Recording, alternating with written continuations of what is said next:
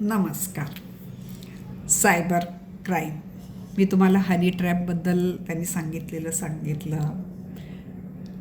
कोणीतरी फोन मागतो तुमचा माहिती निघण्यासाठी, हॅशटॅग घालून एक तो जो कोड आहे तो घालून तुमची सगळी माहिती घेतो ते सांगितलं. डिजिटल अरेस्ट सांगितली.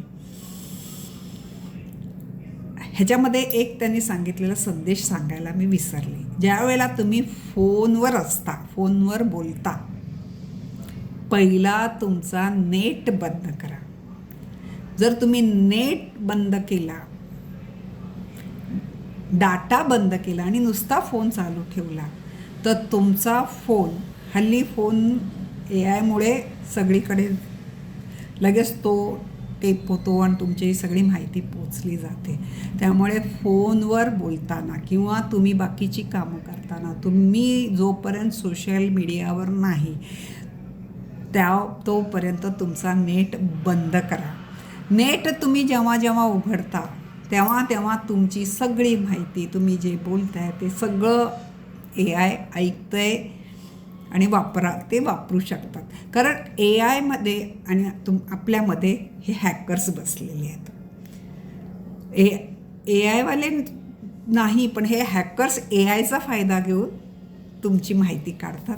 त्यामुळे सगळ्यात पहिलं नेट लक्षात ठेवा. ते म्हणतात तुम्ही बाहेरगावी जाता तर तुमचं घर तुम्ही लॉक करता. बिल्डरने तुम्हाला लॉक सगळं दरवाजा दिला आहे, पण तरी तुम्ही एक सेफ्टी डोअर लावता. तसा हा सेफ्टी डोअर समजा की तुमच्या वापरात नसताना नेट बंद करा. फोन चालू असताना, फोनवर बोलताना नेट बंद करा. आता हे मला पण नेहमी लक्षात ठेवायला पाहिजे. कितपत माझ्याने घडेल हे माहीत नाही. फक्त सोशल मीडियावर असतो त्याच वेळेला डाटा आणि नेट चालू ठेवायचा, इतर वेळेला नेट बंद करायचा. ह्या नेटमुळे सगळी तुमची संभाषण आणि सगळीकडे जातं. तुम्ही नेट जर चालू नसेल, तुमचा नेट बंद असेल तर अनोळखी कॉलवर वगैरे बोलताना तुमचा नेटच चालू नाही आहे, त्यामुळे तुमचे संभाषण दुसरीकडे जाऊ शकत नाही. हॅकर्सना तो कळू शकत नाही. हॅकर्स त्याचा फायदा घेऊ शकत नाही. अनोळखी फोनमधून जरी त्यांनी फोन केला तर जास्तीत जास्त तुमचा फोन टेप करून ठेवू शकतात आणि ऐकू शकतात. बाकीच्या गोष्टी ज्या तुमचा डाटा चालू असल्यामुळे त्यांना फायदा मिळतो तो त्यांना मिळत नाही. म्हणजे मला धनंजय भाऊंचं भाषण ऐकताना हे बरं वाटलं की त्यांनी प्रत्येक वेळेला त्याच्यापासून वाचण्यासाठी तुम्ही काय करू शकता हे नेहमी सांगितलेलं आहे. त्यामुळे पहिला कॉल जेव्हा तुम्हाला येईल की तुमचा मुलगा किंवा मुलगी किंवा काय बायको किंवा काय अरेस्ट झालेली आहे आणि ज्या वेळेला जर तुमचा फोन फक्त नेटशिवाय असेल तर त्यांना बाकी काही त्यांना हे करता येत नाही. तर लक्षात ठेवा, फोन कॉल उचलताना आणि शक्यतो अनोळखी फोन तरी उचलताना पहिला नेट बंद करा. वायफाय वगैरे असेल ते बंद करा आणि साध्या नंबरवर फोन येऊ द्या, बोला तुम्ही. आता दुसरं आता हल्ली स्टेटस ठेवण्याची पद्धत आहे. त्यांनी एक गोष्ट सांगितली, ही गोष्ट मी तुम्हाला सांगते. एका पुण्याच्या, ते सांगताना एक तर पुण्याची स्वतःला अतिशय हुशार म्हणणारी, त्यात त्यांनी तो एरिया वगैरे सांगितला. अर्थात मला पुण्याला मी नवीन असल्यामुळे माझ्या काही तो लक्षात राहिला नाही. त्यातली स्वतःला अगदी हुशार समजणारे माणसं आणि त्यातही ढाणूकरवाडीतली माणसं, आता ते कुठे मला माहीत नाही.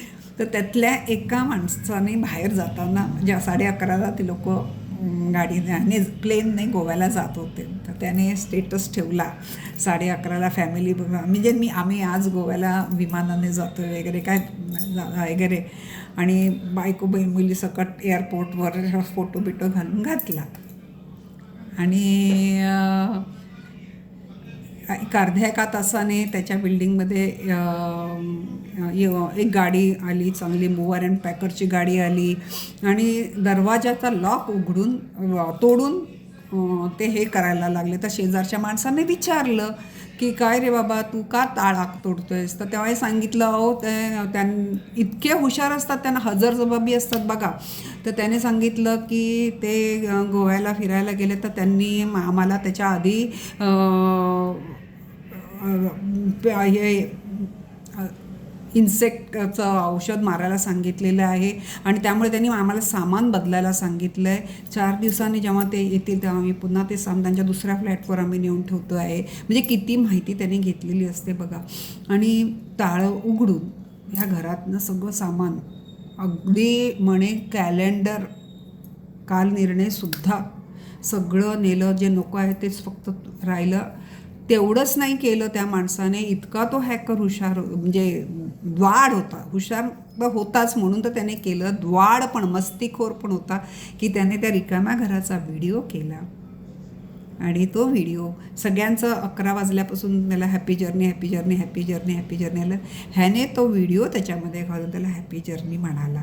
आता मला सांगा, तो तिथे गोव्यात उतरायच्या वेळेला उतरल्यावर किंवा उतरायच्या वेळेला किंवा उतरल्यावर त्याला हे पाहिल्यावर तो गोव्यातले दिवस काढू शकतो का? तर ही पद्धत म्हणाले बंद करा. तुम्ही एवढे दिवस नाही आहात हे तुम्ही जग जाहीर करू नका. तुमचं आयुष्य आहे, तुम्ही ते खूप छान जगा. ते प्रत्येक गोष्ट आणि प्रत्येक हे सगळ्या जगाला कळवण्यासाठी घालू नका. त्याचा दुरुपयोग समोरचा माणूस त्याच्या बुद्धीने करू शकतो. हे जे त्यांनी सांगितलं ना, ते खरंच आपणच आपल्या गोष्टी सगळ्यांना सांगतो बोंबलून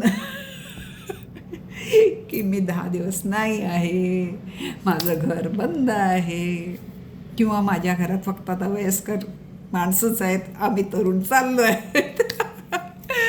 तर ह्या चुका आपण टाळल्या. अजून जेवढं मला आठवत जाईल, अजून मला वाटतं 1-2 तरी ह्याच्यामध्ये मी प्रकरणामध्ये तुम्हाला बाकीच्या पुढच्या गोष्टी सांगेन. पण ह्या आपल्या अगदी कॉमनच होत चाललेल्या आहेत ना. अगदी लग्नाच्या लग्नाला चाललो आहे, हे चाललं आहे, सगळं झाल्यावर पण नाही टाकत आपण, नाही का? म्हणजे आपण 8 तास नाही आहोत घरात किंवा 4 तास ह्या घरापासून आपण लांब आहोत, हे आपणच दाखवत आहे.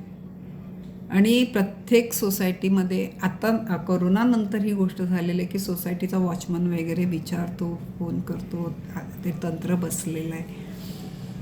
पण त्याच्यामध्ये पण ते एवढे हुशार असलेले काय अजून उत्तरं देतील, काय दाखवतील सुद्धा की आम्हाला परमिशन दिलेली आहे वगैरे.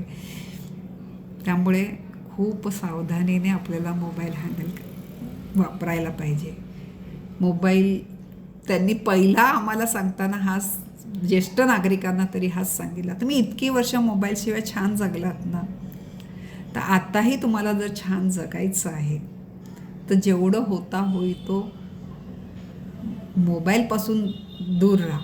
मोबाईलपासून दूर राहता येत नसेल तर प्रत्येक वेळेला नेट बंद करणं आणि चालू करणं हे शिका.